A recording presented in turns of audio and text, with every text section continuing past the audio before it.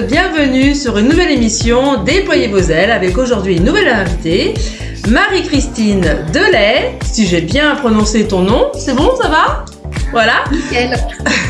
Auteure, enseignante et praticienne en lecture des mémoires akashiques. Bonjour. Bonjour Karine. J'espère que tu vas bien. Avec toi, je vais super bien, ouais. Je suis ravie d'être là. Eh ben nous aussi, on est ravis de t'accueillir au sein de cette nouvelle chaîne c'est une bébé chaîne. Hein. Elle a seulement que 3 mois et on est ravis de t'accueillir. Donc du coup, qui est Marie-Christine Delay ? Explique-nous un petit peu ton parcours terrestre qui va t'amener à ce parcours spirituel justement. Moi, j'ai eu une enfance assez, on va dire, assez classique. Ouais. J'étais une enfant plutôt réservée, plutôt timide, très dans l'empathie, timide, oui, et très réceptive en fait. Alors ça ne veut pas dire que j'avais des capacités médiumniques, en tout cas je n'en ai pas de souvenir, mais clairement j'absorbais tout ce qui se passait autour de moi, émotionnel. J'étais trop émotive, trop sensible. Voilà, en fin de compte, tu étais une véritable éponge. Voilà. Ouais. Voilà. Donc ça c'est mon enfance. Et puis tu as fait peut-être une scolarité normale. J'ai fait une scolarité tout à fait classique. J'ai fait des études supérieures. J'ai commencé à travailler en entreprise. Et en fait, ce qui a été pour moi le point de bascule en fait sur mon parcours et qui m'a amené à emprunter d'abord un chemin de développement personnel et ensuite de développement spirituel, même si je suis pas trop fan de ces expressions-là, mais bon voilà.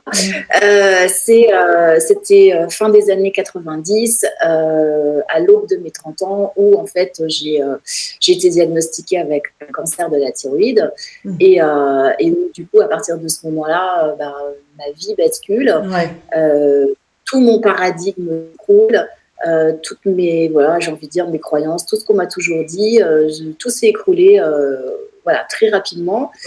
Et à partir de là, je me suis dit, il faut que j'essaye de comprendre comment j'en suis arrivée là. Je suis pas du tout installée dans le rôle de la victime, même si j'ai pas raisonné comme ça à l'époque, bien évidemment. Bien sûr. Mais je me suis dit, faut que j'avance. Et comme j'étais intérieurement dans cette intention et cette dynamique de comprendre, tu vois, et d'avancer, eh bien, j'ai eu plein de signes. Voilà, la vie m'a mis des petits cailloux blancs sur mon chemin, comme je dis. Alors, par contre, je te coupe. Alors, donc, du coup, ton enfance, tu as des frères, des sœurs. Est-ce que tes parents sont croyants, pas croyants ? Est-ce qu'on est dans une vie dans la matière ? Est-ce qu'on va à la messe ? Est-ce que Explique-nous un petit peu, justement. Alors, oui, j'ai un frère qui est de 2 ans et demi, mon aîné. D'accord. Je grandis dans une famille catholique. J'ai été baptisée. Comme moi. Mais pour autant, non, on n'allait pas à la messe. J'ai suivi des cours de catéchisme, comme beaucoup d'enfants l'époque, mais je ne comprenais pas. Je posais plein de questions à ma mère quand je rentrais et ça la mettait dans l'embarras parce qu'elle elle répondait. Ok. La foi, on y croit et tout, et je disais ok, ça me satisfaisait pas trop comme réponse. Donc plutôt un environnement. Un environnement normal, un environnement sain mais normal. Très connecté au concret, avec une valeur de travail très importante. Bien sûr. Il faut travailler, réussir, c'est travailler. Enfin voilà, ça, c'est un peu. Oui, pour gagner sa vie, etc. et tout ça, et avancer dans la matière en fait. Oui. Donc pas spécialement d'ouverture à un monde spirituel, à autre chose. Même si moi très tôt, je me suis questionnée. En tout cas, j'ai pas baigné, j'avais pas une grand-mère médium ou je ne sais pas quoi. Ou tireuse de cartes, c'est ça ? Ou guérisseuse. Voilà. Non, j'avais. Et t'as été attirée par des livres spirituels quand t'étais adolescente ou après ou pas du tout ? Pas du tout, d'accord. Non.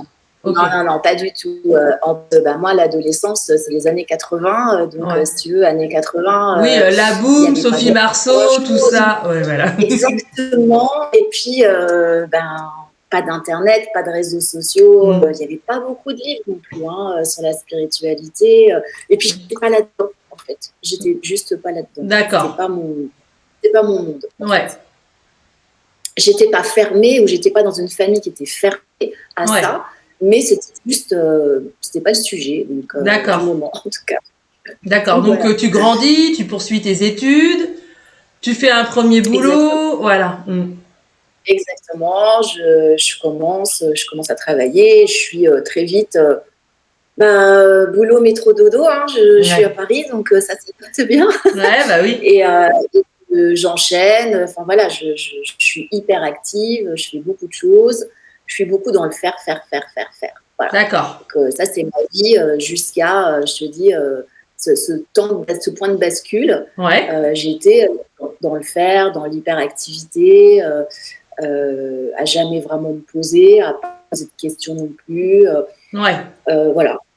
Donc, tu étais vraiment, véritablement dans la matière, dans la vitesse de la vie, parce qu'il faut toujours aller vite, vite, vite, vite, beaucoup plus vite. Et Ouais. à quel moment, justement, alors, entre-temps, est-ce que tu t'es mariée? Est-ce que tu as eu des enfants? Qu'est-ce qui s'est passé? Non, non, je me suis mariée beaucoup plus tard. Donc, D'accord. et donc, en fait, pour moi, c'est le travail, le travail, le travail. J'ai grandi avec cette valeur travail. D'accord. Comme je dis, j'ai dû être conçue premier, donc tu vois, voilà, pourtant c'était la fête du travail, mais Ouais. en tout cas, moi, c'est beaucoup la valeur travail, Ouais. et c'est comme ça qu'on doit être au monde, c'est comme ça que la vie doit Oui, se je pense que faire. c'est Enfin, une voilà, transmission, c'est ce que tes grands-parents et tes parents t'ont transmis, c'est voilà, qu'il faut travailler exactement. pour payer ses factures, etc., etc. Et Voilà. justement, à Donc, je quel me pose moment, pas ouais, trop de questions. voilà, Je tu me t'es pose pas pas, trop de questions. En ouais, plus, j'adore apprendre. Je suis très travailleuse. Donc, j'adore l'école. Alors, moi, j'adorais l'école. Voilà. J'adorais apprendre, découvrir. J'adorais être avec des amis. ouais, Donc, très bien, moi, dans cet environnement. Voilà, je ne me posais pas de questions. Encore une fois, tout allait très bien. ouais. En tout cas, c'est ce que je pensais. Après, avec le recul, j'ai un peu peut-être d'autres grilles de lecture, mais dans l'instant, avec les paramètres que j'avais en main, pour moi, tout était OK. Tout était ok. Et alors, à quel moment où tout a basculé justement dans ce monde spirituel? Alors, ça a basculé progressivement du moment où j'ai été diagnostiquée donc, avec cette maladie jusqu'à peut-être 2025, jusqu'aux années 2010-2012, où Donc, ouais, voilà, voilà. Donc, j'ai le point de été. départ, ça a vraiment été cette maladie, en fait. Ça a été comment t'as ressenti ça au fond de toi en disant, bah, on me diagnostique ça? Qu'est-ce qui s'est passé dans ta tête, en fait? En fait, ce qui s'est passé dans ma tête, c'est j'ai pas compris en fait ce qui me tombait dessus. Ouais. Dans ma tête, je me disais ce genre de maladie, c'est pour plus tard, c'est pour les personnes âgées, ce qui était Ouais. complètement idiot, parce que je savais très bien qu'il y avait des enfants qui avaient des leucémies, etc. Et la sœur de mon père est décédée d'une leucémie à l'âge de 13 ans, donc je le savais, si tu veux. Ouais. Mais voilà, c'était donc c'est le chaos intérieurement, tout s'écroule, Ouais. je comprends pas en fait, ce qui Ouais. se passe. Ouais. Puis c'est assez brutal parce que tu passes d'un environnement où tu es hyper actif, tu n'arrêtes pas, Ouais. etc. À l'époque, j'étais commerciale à l'international, je prenais l'avion 2 à 3 fois par semaine. Et du jour au lendemain, paf, tu es à l'hôpital. Et puis tu passes dans la case des malades, quoi. Et là, c'est un univers qui s'ouvre et que je connaissais pas, si tu veux, de Ouais. l'intérieur. Ouais. Et donc, tu changes complètement d'identité, de tout, quoi. Enfin, tout est complètement différent, quoi. Tes références éclatent, en fait. Donc, ce qui se passe dans ma tête, c'est que, en fait, je pense que mon mental a été tellement ébranlé, que le choc a été tellement violent, que le mental, il s'est mis en mode pause. Enfin, je veux dire, il a été explosé, quoi. Et à partir de là, il y a autre chose qui a pu prendre place. Et surtout, j'ai pu l'entendre. Tu vois, j'ai pu l'entendre et l'écouter parce que il y a certainement eu des tas de tentatives à ce qu'on m'envoie des messages Oui, avant. oui, peut-être qu'ils sont arrachés les cheveux en haut. À un moment donné, ils t'ont envoyé des messages que tu n'as pas vus. Et donc, ils t'ont envoyé un gros boom, un arrêt. Ah ouais, voilà, ils m'ont envoyé l'artillerie lourde. Et là, j'ai commencé à effectivement recevoir des informations. Et donc, moi, ça se passait la nuit, pendant mon sommeil, en fait. Où en fait, j'avais des images ou des messages. Et la première image que j'ai eue, ça, c'était quelques jours après ma petite hôpital. Donc, c'était vraiment très rapide après. Je me suis vue debout au milieu d'un champ de ruines. Et ça m'a fait penser, comme je le dis dans mon dernier livre, ça m'a fait penser à la guerre de Sarajevo, en fait, parce que moi, je suis cette génération-là, donc j'avais vu les images de la télé. Et en fait, je me suis dit, waouh, tout est écroulé. Et quelque chose, une voix m'a dit, maintenant, tout est par terre et tu vas tout reconstruire pierre après pierre. Mais cette fois, c'est toi qui vas choisir. C'est toi qui vas construire à ton image et comme tu veux, en fait. Et c'est à partir de là que je me suis dit, ah, ok. Et j'ai commencé, en fait, à suivre les signes, en fait, qui se mettent sur mon chemin. Parce que là, je ne pouvais plus les louper. En fait, parce que je pense que mon mental a été hyper anesthésié suite à cette annonce et à cette maladie. Et qui m'a généré beaucoup de fatigue, évidemment. Donc, j'ai mis beaucoup de temps à récupérer. Donc, le mental, il était pas là. Il était plus là. Donc, c'est comme s'il y a une reconnexion à l'au-delà qui s'est refaite, en fait. C'est ça. Il y a une reconnexion à plus grand que soi qui se fait et qui devient consciente, surtout. Parce que moi, je suis convaincue que la connexion, elle est toujours là. Elle n'est jamais coupée. Sauf qu'on n'est pas connecté consciemment. Et c'est ça qui fait toute la différence. Et là, en fait, d'un coup, je suis devenue consciente qu'il y a peut-être autre chose, même si je ne me posais pas encore ces questions-là. Hein. Mais c'est quelque chose qui s'est installé à travers moi, qui a pris place. Enfin, je veux dire, je n'ai rien cherché, ça s'est imposé, en fait. Ça s'est imposé. Ça s'est imposé. Et donc, ça, c'était en quelle année? Tu avais quel âge? Ça, c'était, j'allais sur mes 30 ans, en fait. J'étais à 2-3 mois de mes 30 ans, donc fin des années 90. D'accord. Et qu'est-ce qui s'est passé, alors, du coup, après? Donc, alors, après, ce qui se passe, c'est que la vie met plein de petits cailloux sur mon chemin. Elle me met des rencontres. Et petit à petit, et donc je suis. C'est-à-dire que, écoute, je note les signes et j'en fais quelque chose. Et donc j'ai commencé, en fait, déjà j'ai fait tout un parcours thérapeutique, bien évidemment, bien évidemment pas forcément, mais en tout cas, j'ai commencé à travailler en psychothérapie, puis après en constellation familiale, en psychogénéalogie. Enfin, tu vois, je me suis questionnée, en fait. D'accord. Et après, j'ai travaillé sur l'alimentation, enfin, sur toutes ces choses assez matières encore, hein, tu vois. Et puis, je ne sais plus trop, je ne saurais pas de date, en fait, le moment où j'ai basculé vraiment dans la spiritualité, même si je pense que c'est autour de 2010-2011. Je pense que c'est là où vraiment il y a quelque chose qui s'est ouvert encore plus grand. Et donc, avant, pendant 10 ans, j'ai fait des choses thérapeutiques, on va dire. J'ai eu un parcours de développement personnel, mais plus thérapeutique. Et ensuite, je suis allée sur quelque chose de beaucoup plus connecté. En fait, il y a encore plus connecté, quoi. D'accord. Et donc, du coup, alors, tu es plus dans peut-être que tu avais quitté ton ancien travail. Comment ça s'est passé justement par rapport à ça? T'as été en arrêt maladie? T'as décidé de plus recommencer? Alors, j'ai été en arrêt maladie, je crois, 7 semaines, quelque chose comme ça. Ouais, c'est cool. Je ne savais pas qu'il existait le mi-temps thérapeutique. Personne ne m'en avait parlé. Et en fait, j'ai repris, mais la direction de l'entreprise dans laquelle je travaillais à l'époque m'a dit, Marie-Christine, vous venez quand vous pouvez. Voilà. D'accord. Donc, en fait, j'ai fait un temps hyper aménagé. mais je pense que j'avais aussi besoin, tu vois, de renouer avec mes collègues, avec Ouais. une forme de routine, de vie sociale, de quelque chose, quoi. Donc, mais bon, effectivement, j'avais un état physique qui ne me permettait pas du tout d'assurer grand-chose, je Bah peux oui, dire. oui, ouais. Donc, comme j'étais commerciale à l'international, comme je disais tout à l'heure, très vite, il est devenu évident que je ne pouvais plus.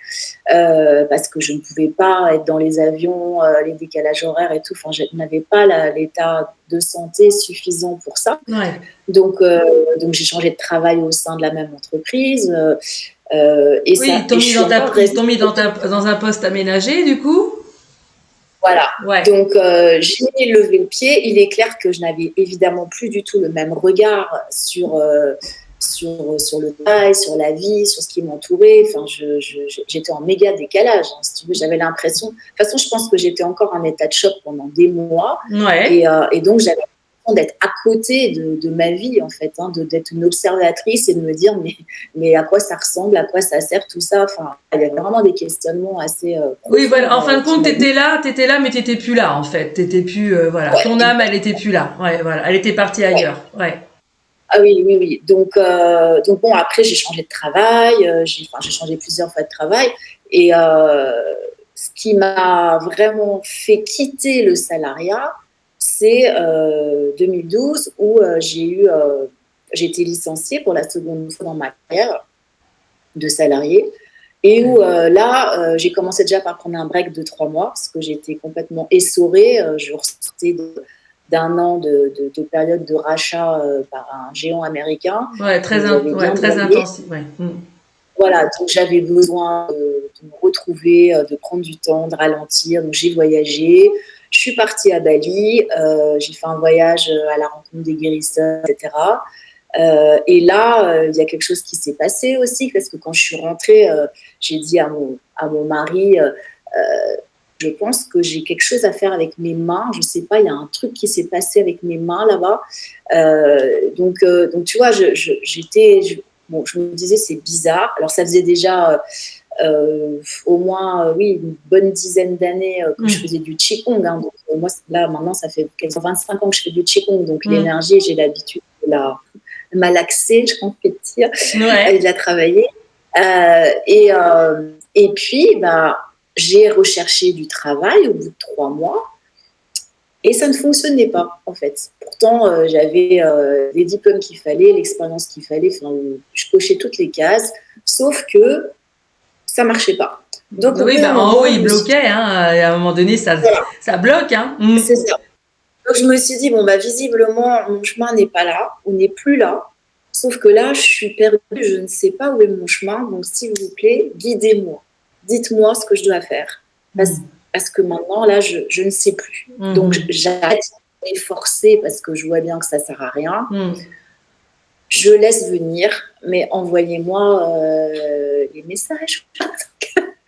Donc, voilà. Et en fait, là, ce qui s'est passé, c'est que j'ai concomitamment, en fait, à ce licenciement, j'ai découvert les mémoires akashiques aux États-Unis. Alors, pourquoi les États-Unis, justement? Alors, ouais, c'est intéressant parce que, en fait, 2010, je suis une formation de coaching dans le cadre de mon ancien travail, de mon dernier travail salarié. Voilà, je tournais en rond, j'ai fait un bilan de compétences, le coaching est ressorti, je me suis dit, bah tiens, allez hop, j'ai réussi à me faire valider une formation, je suis une formation, qui est une formation d'une école américaine, mais dont je suis l'enseignement en France, en présentiel. Hein. Et cette école nous annonce en juin 2010 qu'elle va mettre en place pour la première fois en février 2011 un colloque en Floride qui va rassembler tous les coachs qu'elle a formés, cette école, de par le monde. Donc évidemment, c'était sur la base du volontariat, hein, parce que c'était payant. Bien sûr. Truc. Moi, quand j'ai reçu cette info, il y a quelque chose en moi qui m'a dit, il faut y aller. Et là, je me suis dit, mais qu'est-ce que je vais aller faire là-bas ? j'ai pas fini mon cursus, j'ai pas l'intention de faire la certification, de devenir coach. Oui. Je vais me retrouver avec des gens hyper professionnalisés sur le Hyper sujet. pointu, ouais. Et cette voix intérieure n'arrêtait pas de me dire il faut y aller, il faut y aller. Donc à un moment donné, j'en avais tellement marre, je voulais que ça s'arrête. Donc j'ai fini par prendre mon billet d'avion. Et en fait, quelques semaines avant de partir, j'ai découvert, je n'avais pas eu l'info, qu'il fallait que je m'inscrive à des ateliers, en fait. Donc, il y avait plein d'ateliers qui étaient complets. Et parmi ceux qui restaient, il y en avait un qui m'a attirée, qui était l'approche chamanique et akashique de la destinée. Alors, excuse-moi, est-ce qu'à ce moment-là, tu savais ce que ça voulait dire, le mot chamanique et akashique? Alors, chamanique, oui, parce que j'avais déjà, j'avais suivi participé à de sudation, des sweat lodge en fait. Ouais. Donc j'avais déjà fait des choses. J'avais pas encore fait de voyage chamanique, on était à modifier de conscience avec le tambour, etc. J'avais fait des huttes de sudation qui m'avaient bien ébranlé. Est-ce que tu peux expliquer vite fait pour nos auditeurs un voyage chamanique? Vite fait, voilà. Alors, le voyage chamanique, en fait, c'est au son du tambour qui induit une transe, donc des modifications des ondes cérébrales. Oui. Et à partir de là, on peut accéder à d'autres mondes. Donc, en voyage chamanique, il y a 3 mondes. Le monde d'en bas, qui est le monde des esprits guides, des esprits alliés. D'accord. Le monde du milieu, qui est le nôtre. Et le monde d'en haut, qui est le monde des esprits guides. D'accord. Et donc, évidemment, celui qui mène le tambour, mène la session, pose l'intention qu'on aille soit dans un de ces 3 mondes. En fait, c'est pas toi qui choisis. Hein. Donc là, vous êtes vous êtes en temps calme, allongé avec de l'encens peut-être ou de la comment ça se passe? Alors, oui, il peut y avoir de la sauge. Effectivement, je disais, c'est pas indispensable. D'accord. Pour un voyage chamanique, bien sûr que ça fait partie du.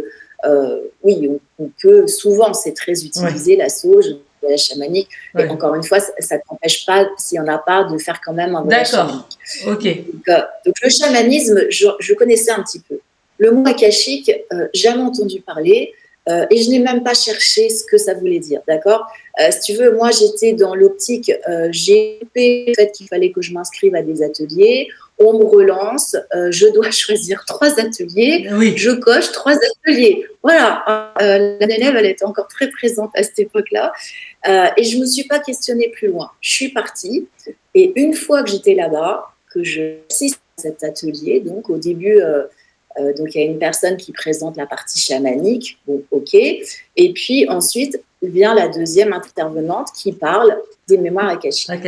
Et là, en fait, le même truc qui m'a dit 6 mois plus tôt, il faut que tu ailles à ce colloque de coaching, cet élan intérieur m'a dit, c'est ça que tu dois faire. Et là, je me suis dit, mais qu'est-ce que c'est que ça? Parce qu'elle avait expliqué... Elle avait certainement très bien expliqué, mais alors mon mental, il n'a rien compris. Quoi. Et puis, j'ai eu surtout le mot connexion. Dès qu'elle a commencé à parler, j'ai le mot connexion qui est venu. Ça m'a... Waouh. Donc, je rentre en France et je cherche sur Internet mémoire akashique, je ne sais plus trop comment je le cherche, archive akashique. Ouais. 2011, je trouve pas grand-chose quand même. Hein. Ouais. Donc du coup, ça arrangeait bien mon mental. Donc j'ai mis l'affaire de côté. Et c'est sans compter l'insistance de l'univers. Et 3 semaines plus tard, j'entends à nouveau, j'espère de truc en boucle, cherche, il faut que tu trouves. Et donc, ça m'a saoulée de la même manière quand j'ai vu cette info qu'il fallait que j'aille au colloque. Donc, je me dis, il faut que ça s'arrête. Donc, je vais faire ce qu'on me dit. Comme ça va s'arrêter.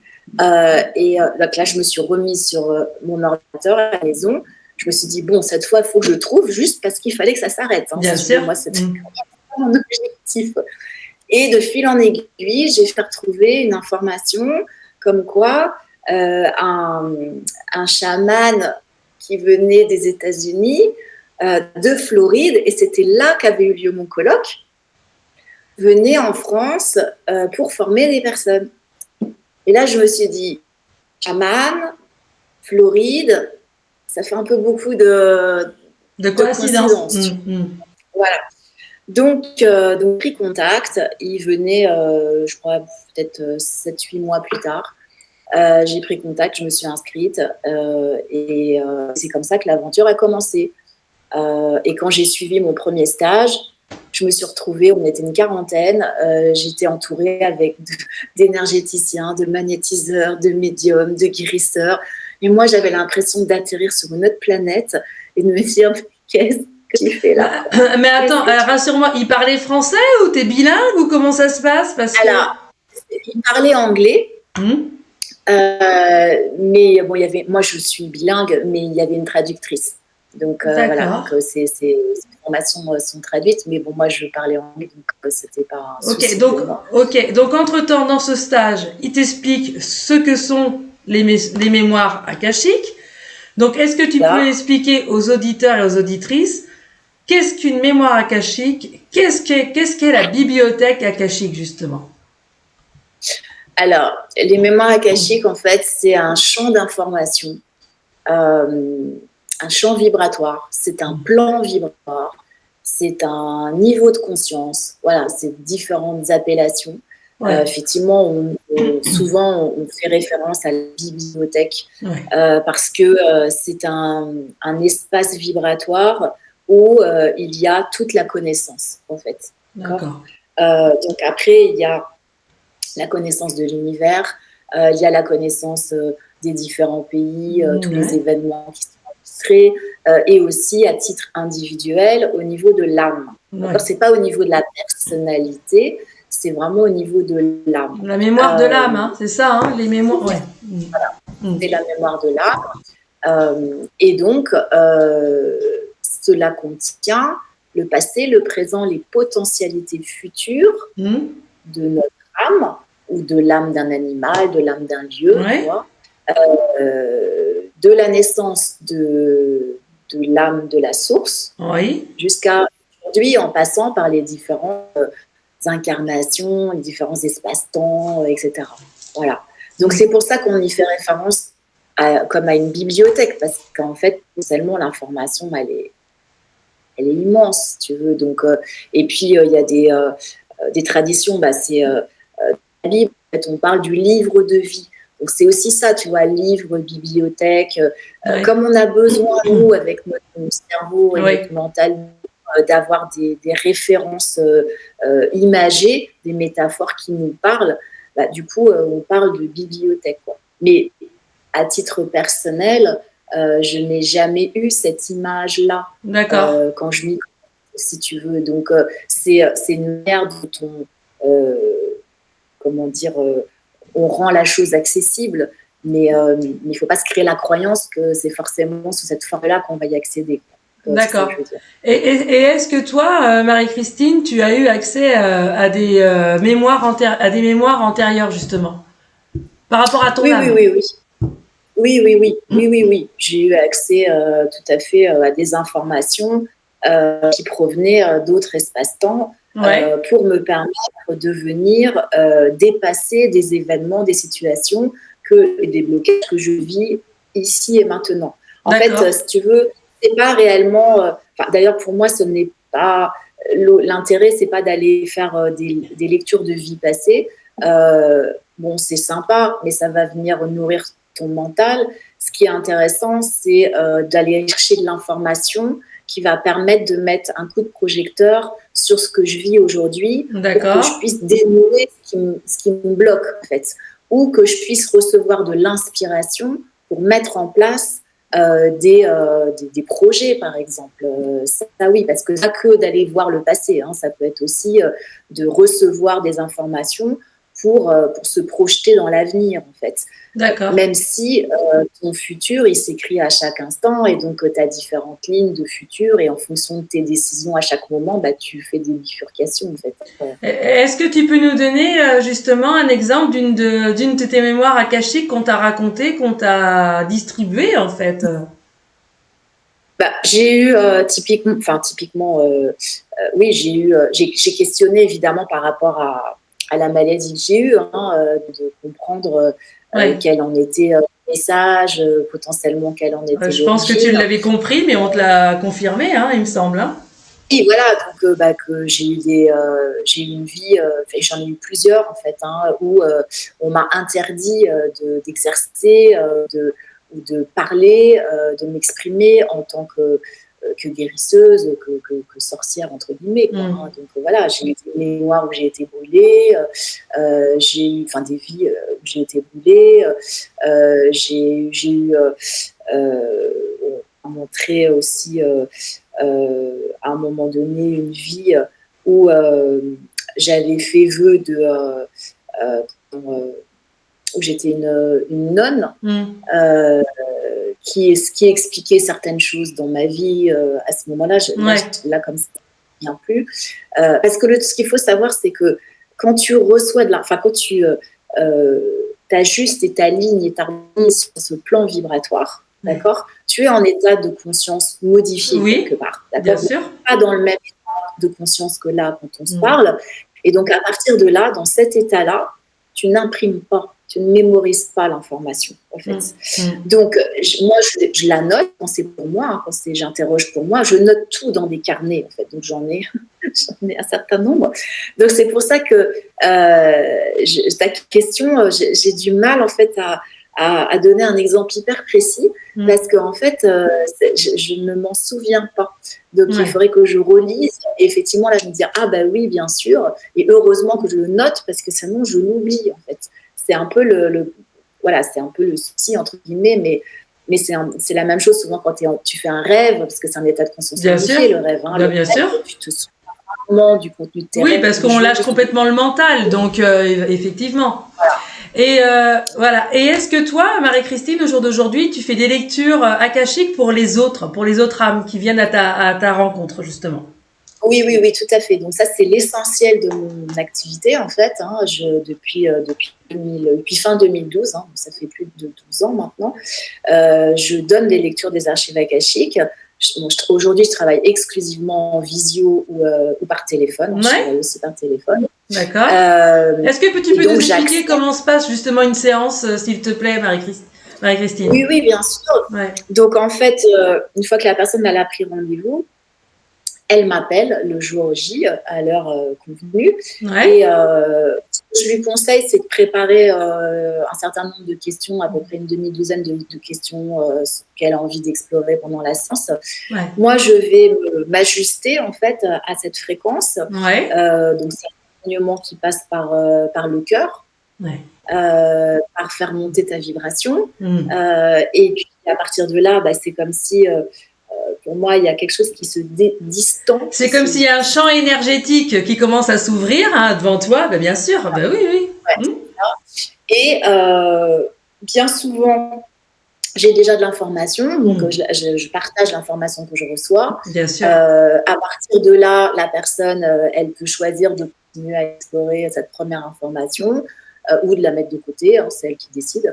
Et ensuite, elle pose une question, je transmets ce que je canalise en réponse, et puis voilà, ces questions-réponses, ça se fait comme ça. Donc, je n'ai pas les questions à l'avance, je ne les veux surtout pas, ça évite à mon mental... Bien sûr, ça évite un parasitage complet et le mental qui s'installe.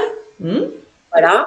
Et donc, au cours d'une séance, la personne, donc elle reçoit beaucoup d'informations, donc je lui conseille de enregistrer la séance, en fait, pour pouvoir reprendre dessus plus tard. Elle peut prendre des notes, évidemment, pendant la séance aussi. Il peut y avoir des rituels de libération, tu vois, qui sont proposés, par exemple. Après, il n'y a pas une séance type, c'est très... Bien sûr, tout est différent, mais bien sûr. Ouais, voilà. Les informations transmises sont aussi liées quelque part au niveau de conscience de la personne. Le jour de la séance, donc 6 mois plus tard, si elle posait les mêmes questions, elle n'aurait certainement pas exactement les mêmes infos. Elle en aurait peut-être un petit peu plus, un petit peu différemment parce qu'elle aura cheminé. Bien sûr. Donc, voilà. Donc, c'est adapté et ajusté à là où elle en est. Voilà. Tu es d'accord avec moi que la personne qui te consulte, enfin les différentes personnes qui vont te consulter, hein, on a toutes les couches sociales, elles ont toutes un niveau un niveau de conscience différent. Il y en a, elles vont être... Enfin, c'est pas une question de élevé ou pas élevé, mais il y en a, elles vont être très ouvertes et il y en a, elles vont être pas du tout ouvertes. Elles vont être plus dans la matière et là, ça va être un peu plus compliqué. Elles vont avoir plus tendance à poser des questions dans la matière. Et de l'autre côté, ils vont pas être du tout dans ça, en fait. Ils vont être dans dénouer les nœuds, finalement. Oui. Alors, effectivement, certaines vont avoir des questions plus matérielles, on va dire, des préoccupations plus matérielles. D'autres, ça va être plus spirituel. Après, c'est pas forcément gênant, mais c'est juste qu'on n'ira pas, on n'ira pas forcément aussi profondément quand la personne elle a une approche plus matérielle. Mais c'est pas grave en soi parce que ce qui compte, c'est que ça réponde à son besoin du moment. En fait. Voilà, c'est ça. Et que quelque part, l'information va là où elle en est, en fait. L'idée, c'est pas d'aller lui donner des informations dont elle va rien faire parce que elle n'a pas les clés pour en faire, tu vois, pour l'intégrer. Bien sûr. Ça n'a aucun intérêt. Ça n'a aucun Donc, intérêt. en fait, voilà, c'est ça qui est. Après, là où, effectivement, des fois, il y a des personnes qui sont. Souvent, j'ai des personnes qui sont en transition professionnelle, qui se questionnent, etc. Bon, comme je leur dis, ils vont pas vous dire dans quelle entreprise il faut postuler ou quel travail. Ah non, c'est pas du tout ça, ouais, bien sûr. Voilà, ils vont pas vous donner une description de poste. C'est pas. Il y a des personnes qui parfois s'attendent à ça. Je dis mais non, on est sur ce plan. Enfin, eux, c'est pas leur vocabulaire, c'est pas ça leur préoccupation. Ils vont vous dire. Vous avez besoin d'être quelqu'un qui va animer, transmettre, guider, etc. Ou au contraire, vous avez besoin d'être dans quelque chose de très sécuritaire, de répétitif, de routinier. Bon, il y a plein de jobs qui répondent à ça. Après, on a notre libre arbitre. C'est à chacun d'aller tester, expérimenter. Et à chaque expérience, ça va lui confirmer ou pas ce qui est bien ou pas pour lui, en fait. Ouais, c'est ça.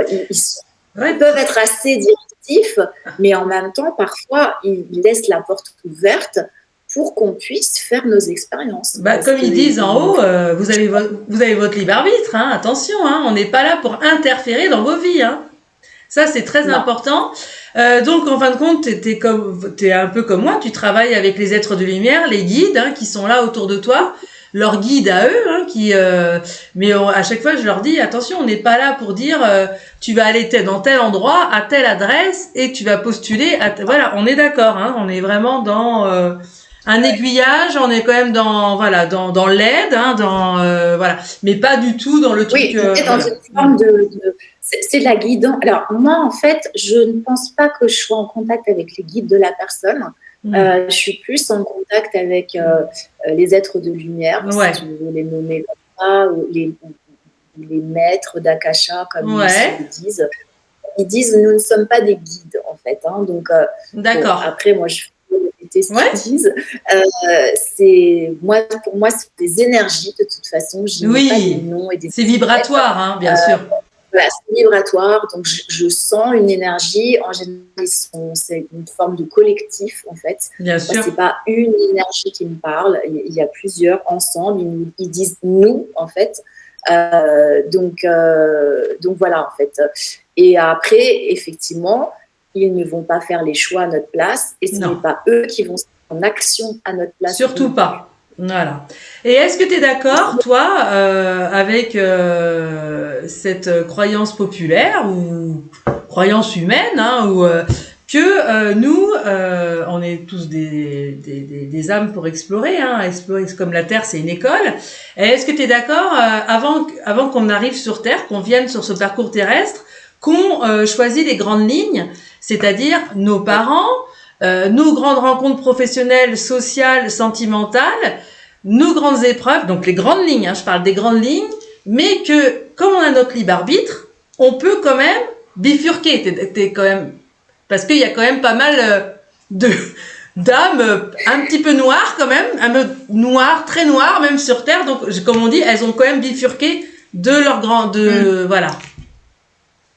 Oui, je suis complètement en phase avec ça.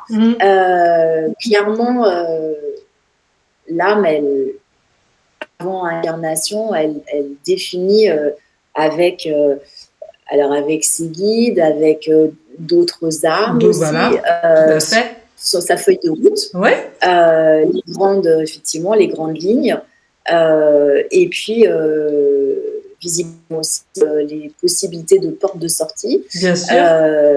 Et puis, après, c'est à chaque personne, une fois qu'elle est incarnée, de cheminer, en fait. Bien sûr. Sauf que il y a un moment donné, enfin, moi, en tout cas, c'est dans mon expérience, il y a un moment donné, quand tu as, entre guillemets, avant de venir signer pour faire telle et telle chose ou passer par telle et telle étape, et que tu l'as toujours pas fait, il y a un moment donné, on te rappelle à l'ordre, quoi. Ben, moi, c'est un peu ce que j'ai la sensation d'avoir vécu, quoi. Oui, c'est ça. Donc, et voilà. Et donc, même si, alors tu disais que les âmes noires, elles bifurquent, moi, je me dis, mais moi aussi, j'ai bifurqué. Enfin, je veux dire, on a tous bifurqué, on a tous pris du retard, je pense. Ouais. Et à un moment donné, c'est hello, oublie pourquoi tu es venu, quoi. Donc ça. Je te dis ça parce que c'est vrai qu'en conférence, par le passé, j'ai fait beaucoup de conférences et à chaque fois, ça revenait en disant oui, vous nous dites en tant que médium ou comme toi ou enseignant, vous nous dites que oui, on choisit nos grandes lignes, patati patala, mais pourquoi il y a des tueurs, pourquoi il y a des pédophiles, pourquoi il y a ceci, cela. Et à chaque fois, je disais, c'est parce qu'ils ont bifurqué. Les guides, les êtres de lumière ne peuvent pas intervenir, surtout pas. On a notre libre arbitre sur Terre. Alors, effectivement, ils ne peuvent pas intervenir, sauf en cas d'extrême urgence, ça arrive visiblement. Après, je ne sais pas si ces personnes-là ont bifurqué ou si c'est qu'elles ont choisi en conscience, qu'elles ont choisi en tant qu'âme d'endosser ce rôle-là pour permettre une évolution de conscience autour. Voilà, moi je garde la porte ouverte. Mais voilà, il y a un champ, le champ est très. Voilà. Pas, en fait, parce qu'il ne faut pas oublier une chose, tu vois, c'est que moi je me souviens, il y a des images comme ça, quand la navette Columbia s'est écrasée aux États-Unis il y a des années de ça, je me souviens de l'élan de solidarité qu'il y a eu derrière. Donc quand il y a un événement hyper traumatisant, derrière il se passe quelque chose, quoi. Donc ça aide aussi une certaine évolution de conscience. Donc je pense quand même qu'il y a des âmes qui choisissent des chemins difficiles, que nous, avec nos mots terrestres, on va dire difficiles, ou des chemins noirs, pour permettre à d'autres âmes d'avoir une évolution de conscience. Et c'est pas facile à entendre, ça c'est sûr, mais moi je crois à ça quand même. Donc après, le fait est que ça ne vient en aucun cas, pour moi, excuser, justifier ou quoi que ce soit ce qu'ils font ici dans la matière. Ça n'empêche pas. Mais sur un autre plan, il y a tellement de choses qu'on ignore, en fait. Et je reste convaincue que sur un certain plan, il y a une énergie qui fait pas n'importe quoi et qui sait ce qu'elle fait, en fait. Parce que quand tu regardes la nature, quand tu regardes, tu sèmes une graine, ce que ça devient, etc., comment tout est parfait dans le développement, etc., je peux pas imaginer que qu'il y ait des trucs où ça part en cacahuète tout le temps, si tu veux. Alors, ça peut partir en cacahuète, voilà, parce que des fois, il y a un truc qui t'échappe, oui. Bien sûr. Mais j'ai quand même envie de croire et de me dire qu'il y a une raison, si tu veux. Après, ça ne justifie pas, ça n'excuse pas. Et évidemment, on va se dire en tant qu'humain, on s'en serait bien passé, j'avais pas besoin de ça. Mais on est tous pareils, on est humains, bien sûr. Ouais. Et qu'est-ce que encore une fois, quand on dit ça, on résonne avec notre conscience d'humain. Bien sûr. Donc elle est libre. Et qu'est-ce que tu en penses au jour d'aujourd'hui, justement, des feux, du feu qui se passe cette avalanche de feu qui se passe à Los Angeles, justement. En Californie. Je sais pas. Honnêtement, Est-ce que tu crois qu'il y a une raison, est-ce que tu crois que c'est divin, ou est-ce que tu crois que ce n'est pas arrivé par hasard, que c'est un épure, il y en a plein qui, Alors, ouais. pour moi, ça ne peut pas être uniquement divin, parce que c'est forcément une conséquence des actes humains. Ça ne peut pas être. Moi, je ne crois pas en une puissance divine qui, tu vois, qui punit ou quoi que ce soit, enfin, ou qui agit comme ça indépendamment de nous. En tous les cas, pas sur ce sujet-là. Je pense que si les humains avaient fonctionné différemment, on n'en serait peut-être pas à cette situation au niveau typiquement écologique. Donc ensuite, au niveau des feux, oui, il y en a qui vont dire que effectivement, c'est un balayé le côté matérialiste, superficiel de Los Angeles. Los Angeles, c'est les anges, hein. Donc c'est la cité angélique, hein, Los Angeles. Hein. Donc je ne sais pas. On ne sait pas. Ouais. J'ai pas questionné, très sincèrement, et je me suis pas vraiment posé la question non plus. C'est vrai que ça donne un peu cette sensation de. En tous les cas, c'est une purification, un nettoyage, le feu, hein, voilà. Mais après, est-ce qu'il y a quelque chose derrière Alors toi, Marie-Christine Delette est quand même auteure de plusieurs ouvrages. Exact, oui. Où est-ce qu'on peut les trouver ?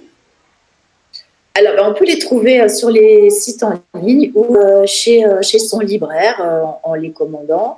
Ils sont accessibles partout, en fait. Hein. Donc, j'ai sorti un premier livre il y a 5 ans maintenant, en janvier 2020, sur les archives akashiques. Ouais. Et puis, le dernier qui est sorti en fin d'année dernière, octobre 2024, c'est donc un petit livre de poche qui s'intitule « C'est décidé, j'écoute mon cœur ». 21 clés pour apprendre à écouter son cœur et à développer l'amour de soi. Voilà, donc j'ai aussi 2 oracles sur les enseignements de sagesse de la voix du cœur que j'ai canalisés dans mes archives akashiques. Voilà, donc tous ces ouvrages ont été publiés chez Le Lotus et l'Éléphant, qui fait partie du groupe Hachette. Tu les utilises, tes lotus, tes oracles, excuse-moi, tes oracles quand tu fais des... Ouais. Oui, je les utilise, tu vois, quand j'anime des stages, quand je fais des stages pour accompagner les personnes à se connecter à leurs propres archives akashiques. Ils sont toujours disponibles, ils peuvent les utiliser. Et puis, je leur fais toujours tirer une carte en début de stage pour poser une intention. Donc oui, je les utilise, ils sont toujours à côté de moi. J'aime bien tirer une petite carte, un petit message. Et puis les gens, ils aiment bien en plus, ça leur fait un... Ouais. Ah, ils adorent. Ouais, ils adorent en fait. Donc, ça leur fait un petit plus. Quelles sont les prochaines dates ? Parce que j'ai mis le site, mais je le remettrai quand je vais éditer, quand je vais publier ton interview. Toutes tes dates de stage, tout ça sont sur ton site internet. Alors, oui, tout est sur moi. Tout mon agenda il est sur mon site internet. Je communique plus via ma newsletter auprès de ma communauté, donc les gens qui sont volontaires à me suivre, et voilà, plutôt via Facebook, les réseaux sociaux. J'y suis, mais pas si présente que ça. Donc moi, j'ai un stage 21, 22, 23 février. Donc qui est complet pour accéder à ces archives. J'en ai un autre au mois de mai, du mi-mai, du 16 au 18 mai, qui est presque complet. Il reste encore quelques places. D'accord. Une poignée de places. Et il se situe où ces stages ? Il n'y en a pas en Dordogne, je ne sais plus. Dordogne. Alors, celui du mois de février, il se situe en Eure-et-Loire, côté de Chartres. Ouais, ok. Enfin, Nogent-le-Rotrou. Celui de mai, il se situe en Champagne, près de Reims. D'accord. Dordogne, là, tu fais référence à la retraite. Ah oui, la retraite, C'est décidé, j'écoute mon cœur, qui se déroule du 6 au 10 octobre. 10 juin, pardon. Donc, c'est autour du week-end de la Pentecôte. D'accord. Et donc là, c'est une retraite de 5 jours où on va aller explorer cette connexion au cœur par l'écriture intuitive et créative, par de la relaxation, par de la méditation, également en travaillant avec un de mes oracles sur les enseignements des maîtres d'Akasha, puisque c'est des enseignements de la voix du cœur. Donc voilà, et il y aura bien sûr des temps de repos, etc. C'est un lieu où il y a une piscine, donc c'est aussi la retraite, c'est pas que travailler comme dans un stage, quoi, hein, c'est quand même un peu plus relax. Et est-ce que tu as des prochaines dates de conférences, Marie-Christine? Ah oui, très bonne question. J'en ai une effectivement le 29 mars à Compiègne, où donc, je fais une conférence sur guérir ses blessures d'âme avec les archives akashiques, qui sera suivie d'une dédicace. D'accord. Et il y aura la FNAC qui sera présente, et les personnes vont acheter mes ouvrages auprès de la FNAC ce jour-là. D'accord. Pour venir avec elles si elles les ont déjà. Donc ça, c'est la conférence que j'ai de prévue en présentiel, en fait. Ok, bon, super, tu as quand même pas mal de projets qui avancent et qui continuent, puis je suppose qu'il y en aura d'autres. Est-ce que tu as un petit mot de la fin pour tes auditeurs, tes auditrices, tes futurs lecteurs ou tes lecteurs du moment, tes lectrices du moment?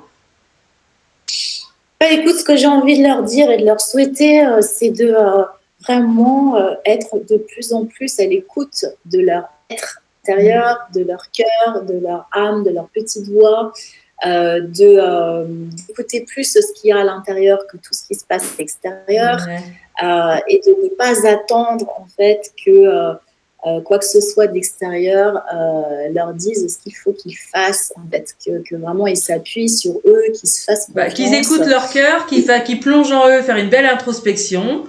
Et qu'ils n'attendent pas des miracles, parce que les miracles, enfin, c'est pas, on n'est pas dans la Bible, on n'est pas comme, il y en a, ils disent, oui, les miracles, ils attendent des miracles, ils attendent que, le Très-Haut fasse les choses à leur place. Mais comme tu disais tout à l'heure, ça n'existe pas. C'est à nous d'actionner, hein. Je pense que tu expliques ça aussi dans tes stages ou, tout ça, hein. Oui, puis dans mes livres aussi, c'est-à-dire, il ne faut pas être dans l'attente, en fait, parce que l'attente, elle crée une condition de résultat. Donc, l'attente, c'est le mental, en fait, hein. C'est plutôt d'être dans l'accueil, en fait, dans la réceptivité. Être dans l'accueil, ce n'est pas ne rien faire. C'est parce que du coup, ils disent si je ne suis pas dans l'attente, je ne fais rien. Mais non, parce que si vous attendez sur votre canapé, vous ne faites rien. Non, c'est plutôt actionne ta vie. Actionne ta vie. C'est ça, c'est être dans l'accueil et la réceptivité des choses. C'est un état d'être. Ça veut dire que, moi je dis, tu déploies tous tes capteurs, là, toutes tes antennes, et tu dis à la vie, ok, ben moi je suis prête. Alors je ne sais pas à quoi, mais en tous les cas, je suis prête et je suis vos signes, etc.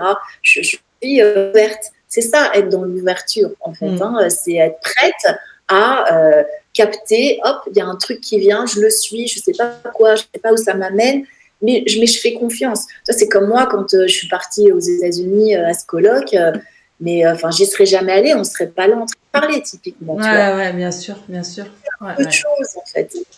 C'est de suivre. Ouais, exactement. En tout cas, Marie-Christine Delège, je te remercie beaucoup pour cette interview qui a été très constructive et instructive, hein. J'espère que ça va aider beaucoup de personnes qui vont t'écouter, ça va les inciter aussi à lire tes livres. Et puis bon, je te souhaite plein de belles choses pour 2025 et puis les autres années à venir. Plein de belles rencontres sociales, amicales, associatives, plein de belles choses, hein, lumineuses. Tu vois. C'est adorable. Merci beaucoup, Karine. Merci de ton invitation. Un petit clin d'œil à notre amie Pascaline qui nous a mise, on la remercie beaucoup, Pascaline Plantec, présidente de l'association Cœur de Cristal, pour familles endeuillées, parents endeuillés, qui œuvre beaucoup, qui fait beaucoup de choses avec ses sœurs. Et qui a beaucoup de cœur parce que c'est quelqu'un qui partage beaucoup sur les réseaux sociaux, qui est beaucoup dans le partage. Malheureusement, c'est pas le cas de tout le monde et elle œuvre, hein, justement, elle fait le lien avec toutes ces associations beaucoup d'amour. Et des fois, elle me dit que bah, ça arrive, hein, on est tous humains, on a des hauts et des bas. Et c'est pour ça qu'on lui envoie beaucoup d'amour, beaucoup d'amitié Voilà. pour sa famille, justement. Et en tout cas, toi, on te souhaite un très bel envol. Continue dans cet envol vers le ciel à aider des personnes. Et puis, on se dit à très bientôt aux auditeurs et aux auditrices pour une prochaine vidéo avec ma prochaine invitée qui est demain. Et ça va être super. En tout cas, je te remercie beaucoup. Ciao, ciao. Je te fais des gros bisous. Merci à toi. Et je dis à bientôt, futurs auditeurs.